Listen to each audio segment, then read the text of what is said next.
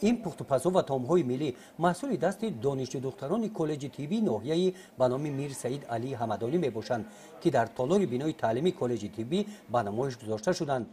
این چاره‌بینی آزمون روزگارداری بخشیده به روز مادر در کالج طبی ناحیه به نام میر سعید علی حمدانی با پیشنهاد ریاست کارگزاران و اعلای مقامات اجرایی حاکمیت دولتی ولایت ختلان با مقصد بلند برداشتن معرفت عائله‌داری از شرط‌های زیرین عبارت بودند.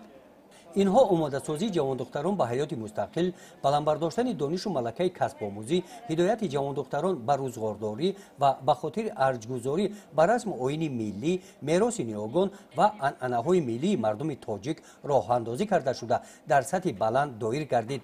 هیئت کمیسیای آزمون به هر یک هنری دختران بهاگذاری کردند.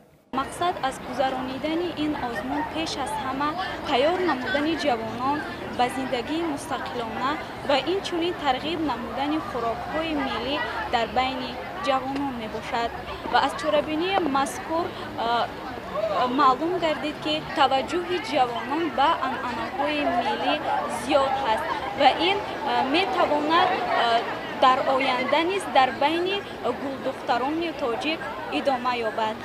در این روز با اقدام بخش کارگزاران و اعلای نزد دستگاه رئیس ناحیه به نام میر سعید علی حمدانی در سن حوله کالج طبی با اشتراک جوان دختران مسابقه ششکه دایر کرده شد.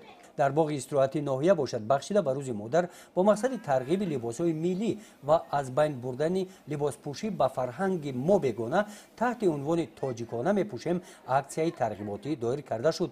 در این اکسیه دختران لباس‌های گوناگون ملی را به بر نموده در باغ استراحتی سیر و گشت ادامه کردند.